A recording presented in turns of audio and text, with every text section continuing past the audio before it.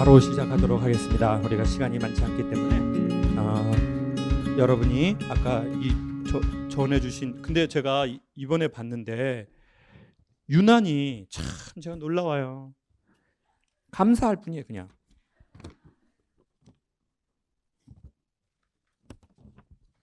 이게 여러분이 여러 개를 주셨는데요, 다 그러니까 비슷한 유난히 내용이 몇 개가 있어요.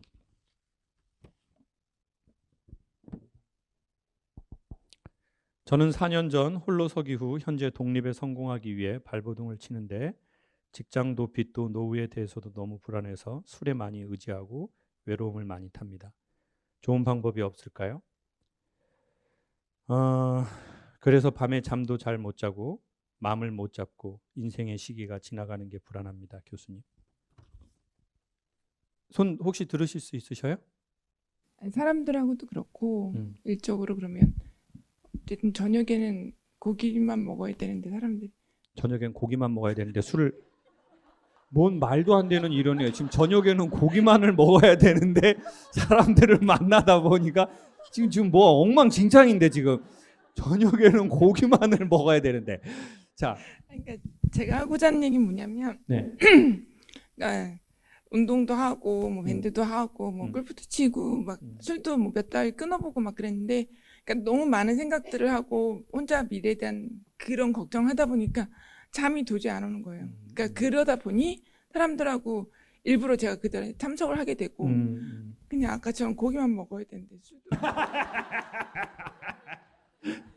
네, 알겠습니다. 뭐 늘 드리는 말씀이지만 제가 유명한 레스토랑에 갔을 때 벽에 서해 글씨로 구름은 바람 없이 움직일 수 없고 사람은 사랑 없이 움직일 수 없다고 그랬어요. 그 레스토랑이 병천순대였는데 자, 구름은 바람 없이 움직일 수 없고 사람은 사랑 없이 움직일 수 없어요.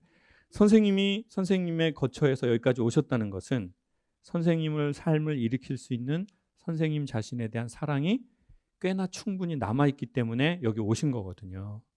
내가 그런 시절이 있었고 이런 어려움을 겪었는데 내가 그걸 솔직하게 인정하고 받아들이고 하나씩 좋아지려고 뭔가를 노력을 해보고 그 가운데도 누군가의 도움도 받았고, 그러면 이제 선생님은 홀로서기 하실 수 있어요. 다 비슷해요. 안녕하세요. 22살 운이 아주 나쁜 백수입니다. 이래서 오늘 분위기가 안 좋았던 거예요. 어떤 사람은 고기 먹고 술 먹는 사람, 또 22살인데 백수에다가 지금 또 우울한 사람. 그러니까 오늘 강연 부장 분위기가 계속 안 좋았던 거야. 나 진짜 이제야 이해했네, 나 진짜. 저는 평소 사람들 보는 눈이 없다는 말을 자주 듣습니다.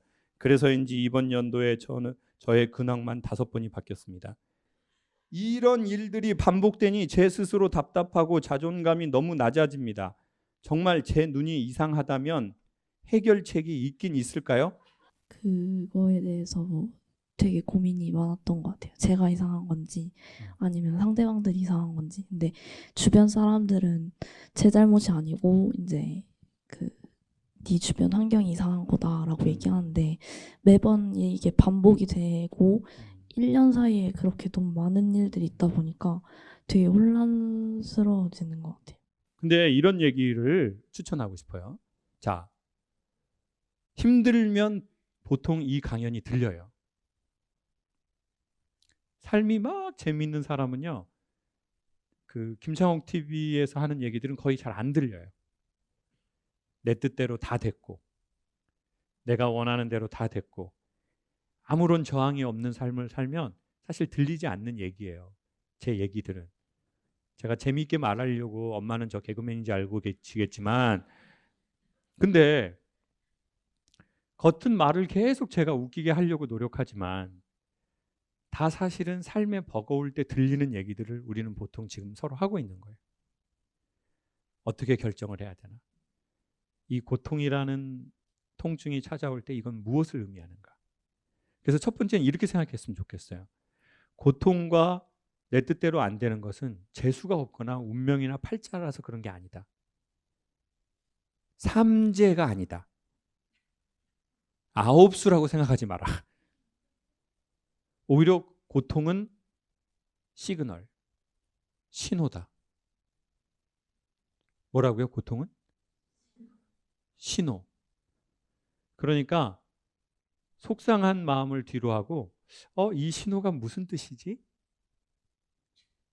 라고 자, 자꾸 주황색 불이 운전할 때 무슨 뜻인지 모르는데 자꾸 주황색 불에 갔어요. 그럼 사고가 났어. 그럼 이제 어떻게 생각하면 돼요? 주황색 불이 켜질 때는 주위를 보고 서야 되겠다. 그거를 이제 배우는 거예요. 22살이에요. 진짜 인생 학교가 시작된 거예요. 그러니까 힘드냐 고통이냐 잘못됐냐 이게 중요한 게 아니에요. 아, 여기에서 이런 시그널이구나. 그러면 반복되면은 재수가 없는 게 아니라 그건 분명한 사인이에요. 그러면 이제 더 주의하고 그때는 출발하지 말고 기다릴 줄도 알고 때로는 유턴하라는 사인이면 돌아가면 돼요. 삶을 계속 직진할 수는 없어요. 그러니 계속 잘 되는 것만이 인생은 아니에요. 그렇게 생각했으면 좋겠어요. 자, 마지막으로 요거 한두 개 더 해볼게요. 중학교 3학년 여자아이, 초등학교 6학년 남자아이를 키우는 44살 워킹맘입니다. 미안한 마음에 화도 안 내며 키웠는데 점점 이기적으로 변해가는 모습에 4일 전에 대빵 화를 내고 오늘 딸아이와 첫 대면했습니다. 소통의 대가 교수님, 플리즈. 오셨어요? 우리 44살 어머니? 아, 저기 계시군요.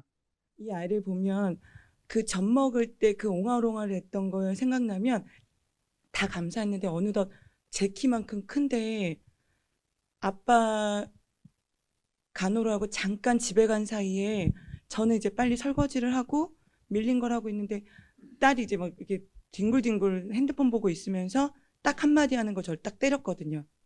엄마, 이따가 어떻게 가? 이러더라고요. 그래서 엄마 병원 가지 했더니 나 데려다 주면 안 돼라는데 반대편이거든요. 근데 지금 이 상황에 엄마 너무 힘든데 너가 그렇게 얘기할 수 있어?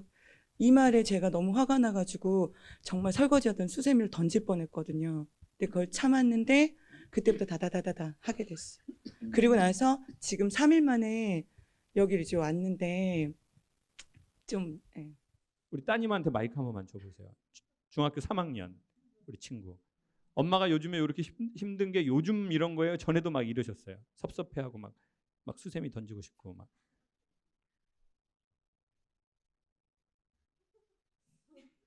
많이 두려워하고 있다. 지금 아동이 친엄마인 데도 많은 두려움을 느끼고 있다. 이런 것을 어떤 대화 없지만 공간에서 느낄 수 있네요.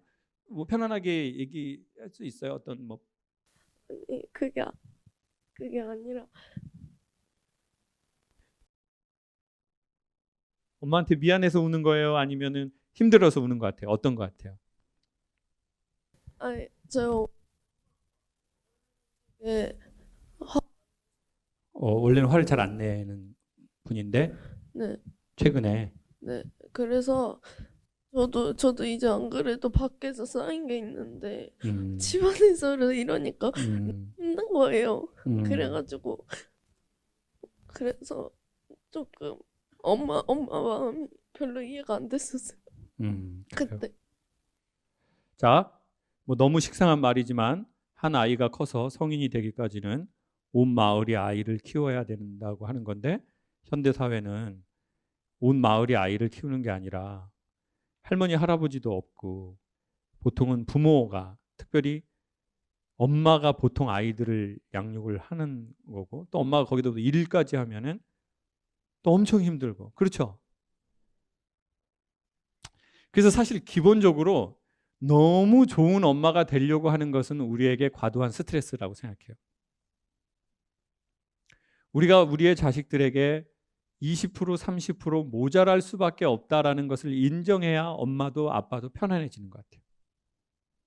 그래서 저는 이 방송을 보시는 남편분들이 계시면 와이프하고 애들이 이런 상황이니 와이프랑 애들을 좀 도와주셔라 라는 말씀을 드리고 싶네요. 일단 이 방송을 보시거나 이 현장에 있는 남자분들이 계시면 아, 이렇게 온 마을이 키워야 될 아이를 와이프가 혼자 저렇게 키우고 있으니 내가 말이라도 여보 요즘에 뭐 저기 당신 저기 어머니 아버지 그 병원 일 때문에 힘든데 이제 중환자실에서도 나오셨고 그러니까 당신 1박 2일이라도 그 친한 언니랑 여행 좀 다녀와. 캐나다로.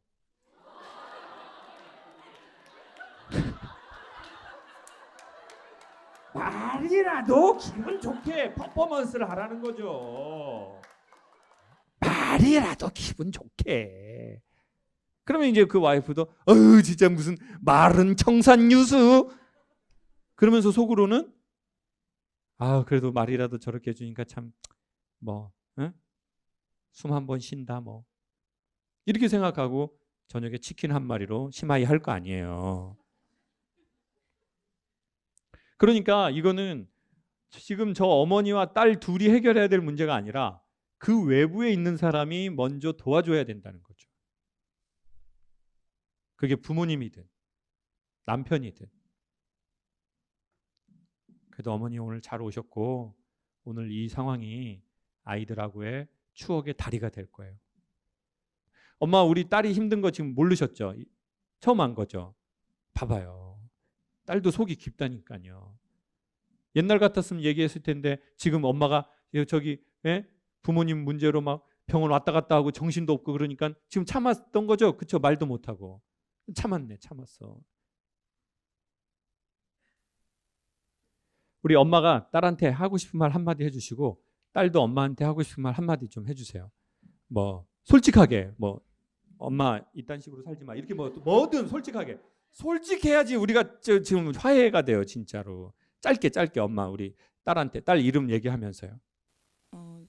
우선은 지금 계기로 우리 예은이가 힘들었다는 거 알았으니까 엄마 미안하고 오늘 강희처럼 엄마가 더 큰 한복을 준비할게.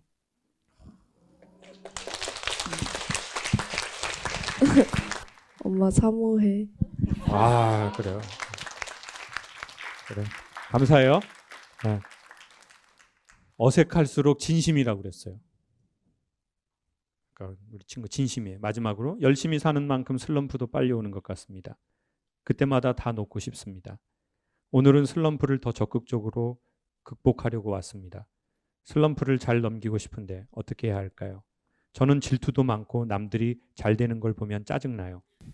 지금 직업을 바꾸고 있는데 원래 물리치료사였다가 운동을 가르치고 있어요. 근데 어차피 사람 몸 보는 건 똑같아서 열심히 하고 있고 잘하고 있다고 생각을 하는데 뭐 회원님 어깨가 아프다 그러고 허리가 아프다 그러면은 제가 잘 봐드리고 운동을 시켜드렸다가 이제 제 어깨도 아프고 허리도 아프니까 마음이 선생님 저 이거 할 때 어깨 아파요 이러면서 세상은 참 재밌다고 생각합니다. 자 계속해줘요. 자. 그래서 일도 힘들고 제가 최근에 간단한 수술도 받고 허리도 지금 엄청 아픈데 그래도 열심히 의욕적으로 뭔가 하려고 하는데 주변에서 막 되게 잘 나가고 이러니까 되게 꼴보기 싫은 거예요. 어떤 사람이? 동료 물리치료사가? 아니요 그것 말고 그냥 주변 지인에서 뭐 어떻게 제 집 샀다더라 차 사서 옮긴다더라 막 이런 얘기를 그냥 저랑 별로 상관도 없고 별로 친하지도 않는데 들으면 재수없어 뭐 이렇게 생각이 드니까 참 선생님이 하시는 일이 세상을 보여주는 것 같아요. 남의 허리를 고쳐주면서 내 허리가 아프게 되는 거예요. 왜요? 내가 물리치료를 하려면 나의 포즈를 이 사람의 자세에 다 맞춰야 될 거 아니에요. 힘도 써야 되고. 자 그러면서 내 몸은 지금 계속 이게 나갈 거라고요. 그러니까 이제 남의 허리를 고쳐주면서 내 허리가 나가는 게 맞는 거고 남을 소통하게 하면서 내가 때로는 나 자신과 불통되는 게 그게 있거든요. 세상을 조금이라도 이롭게 하면서. 그러니까 선생님은 일단 기본적으로 숭고한 일을 하신 거예요. 네. 그리고 좀 전 선생님의 글을 읽으면서 그 어떤 한 문구가 떠올랐거든요. 마지막 글을 보면서 그 못돼 처먹었다라는 그게 들어왔어요. 근데 또 좋은 느낌을 받았어요. 뭔지 아세요? 우리 대부분의 사람들은 선생님 같은 마음이 있는데 그걸 이렇게 글로 쓸 용기와 대면할 용기가 없어요. 근데 선생님은 자기의 그런 마음을 글로 쓴 거예요. 그거는 대면했다는 거예요. 사람이 제가 보기에 좋은 사람, 나쁜 사람이 있는 것 같지 않아요. 들킨 놈이 있고 안 들킨 놈이 있는 거지. 세상에는 좋은 놈, 나쁜 놈 이러지 않은 것 같아요. 제가 보기에 세상은 그렇다니까요. 네. 그걸 인정한 사람이 있고 인정하지 않은 사람이 있고. 근데 선생님은 되게 용기 있게 그걸 인정한 거죠. 네. 그러면 이제 시작되는 거죠. 좋은 치료가. 선생님 마음 안에. 자, 슬럼프. 인생은 3단계라고 누군가가 얘기했습니다. 1단계 열정기. 뭐라고요? 엄청 열정적인 때가 있어요. 자기 분야에. 막 환자 오면은 막 안녕하십니까? 막 어머니 허리가 아프시죠? 안녕하십니까? 이때 인간은 착각한대요. 이 열정이 영원할 거라고. 그건 소망이 불러일으킨 착각이죠. 안녕하십니까? 안녕하십니까? 대부분의 열정은 떨어지죠. 그러면 음성이 바뀌어요. 이렇게요. 안녕하십니까? 안녕하십니까? 영혼을 빼고 말하게 돼 있어요. 근데 왜 소울 음정으로 말할까요? 사람이 누군가를 진짜 환영할 때 자기 평상시 음성보다 한두 톤이 높게 올라가거든요. 근데 환영은요. 안녕하세요. 이렇게만 환영도 아니에요. 욕쟁이 할머니는 욕하면서도 환영하는 느낌을 줘버려요. 뭐 들어왔냐 이 썩을 놈아. 그러면서 어머 욕 더 해주세요. 욕쟁이 할머니가 정말 화나면 뭐라고 하는 줄 아세요? 고객님 그렇게 하지 마세요. 이거는 지금 관계를 끊자는 거야. 야 이 썩을 놈아 연병한 채 지랄 연병할 놈. 이건 아직 희망이 있다는 거야. 이건 아직 내가 널 사랑한다는 거. 근데 고객님 이렇게 하시면 경찰 부릅니다. 그건 욕쟁이 할머니가 완전 관계를 정리하신 거고요. 그러니까 인간을 환영하는 방법은 실로 다양하죠.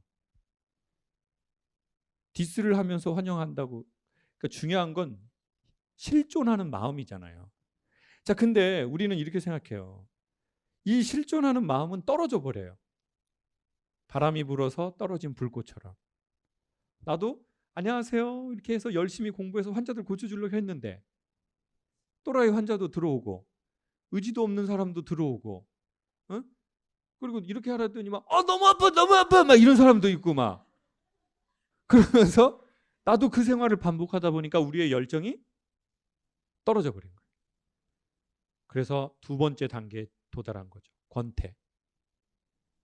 권태라는 뜻은 전에 의미가 있었던 게 지금 의미를 잃었다는 뜻이거든요. 전에는 가치가 있었고 재미있었고 흥미로웠는데 이제는 그게 없어져 버렸어요. 제가 보기에는 그 권태의 끝을 한번 또 가봐야 되거든요. 권태는 영원하지 않아요.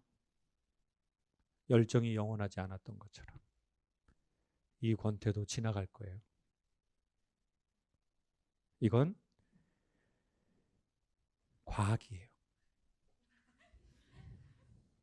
침대와 같다고 생각합니다. 침대는 가구가 아니라고 했죠. 침대는 과학인 것처럼. 근데 인간이 자기를 지키려고 힘든 시기를 확대해서 기억하거든요. 왜요? 다음에 비슷한 힘든 시기가 오면 주의하려는 거예요. 그래서 살아남으려고. 한 번에 되는 것은 없죠.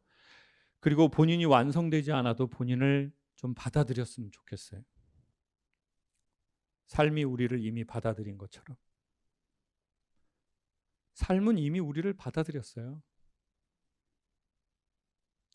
그러니 마지막 3단계로 가실 거예요. 그 권태의 다음 단계는 성숙기라고 해요. 심리학자들은.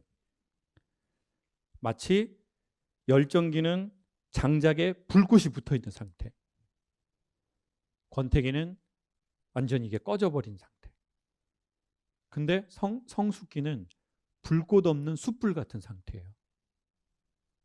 비로소 한우를 구울 수 있는 상태예요.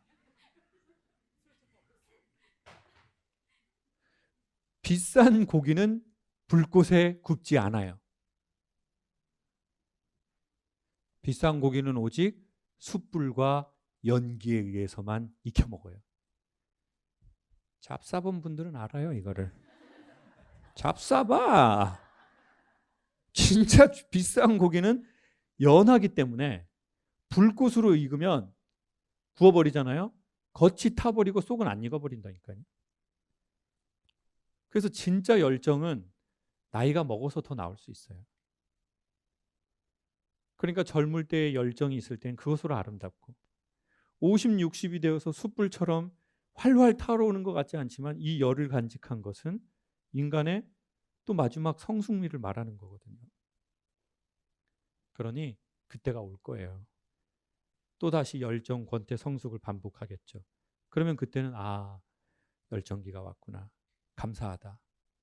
권태가 오면 아, 이게 지나갈 거니 이 시기를 손님처럼 잘 받아들여서 대접을 해줘야지. 권태를 이겨내려고 하지 마세요. 권태를 싸우려고 하면 안 돼.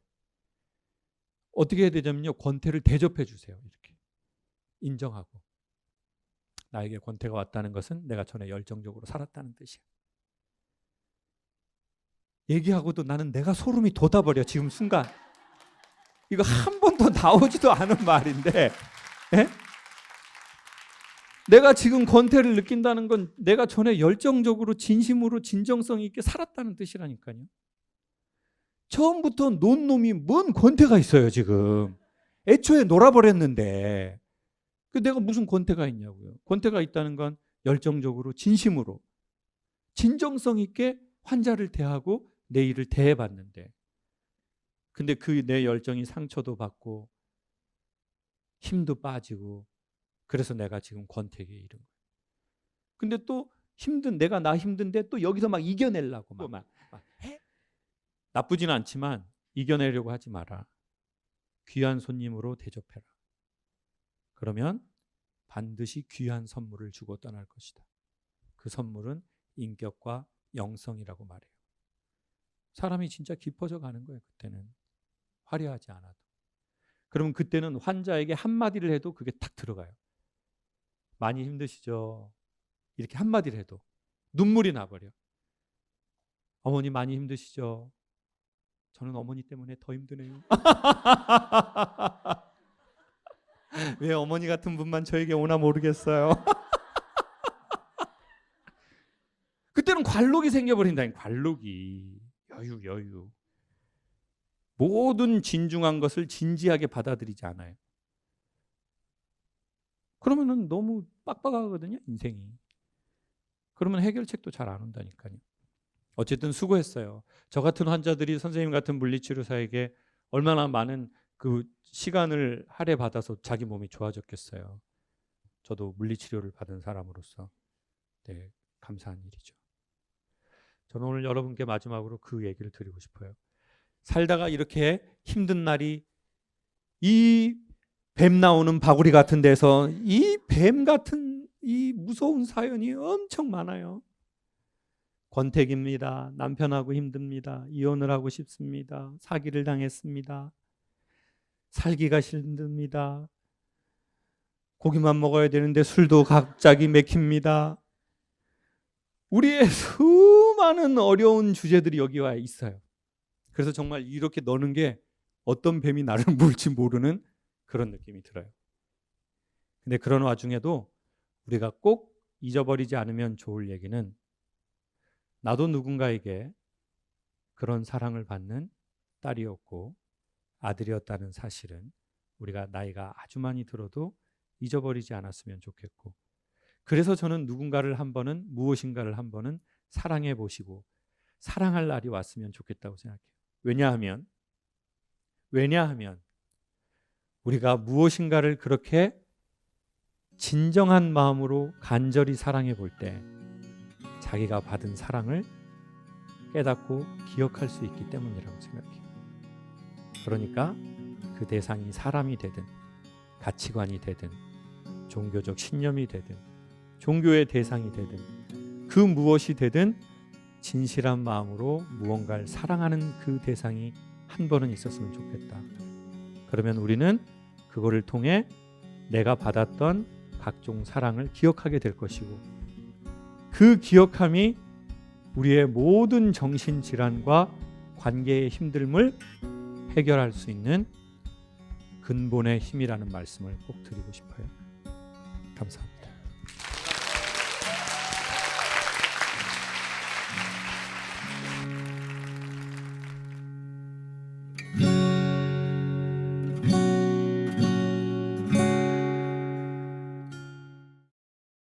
In the wake of the storm, I was shaken, I was reborn. I got another shot to make it to the top today. I'm pulling up the sutures, I'm ready for the future. I'm ready for the slings and arrows and the fortunes lost.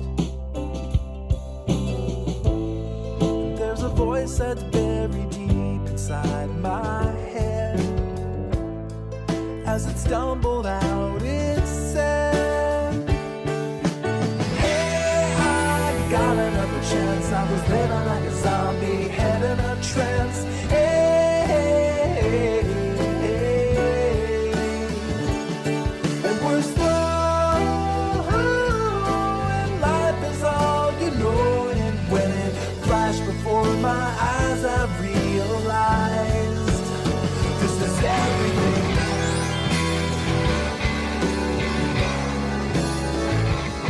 And when it flashed before my eyes, I realized this is everything.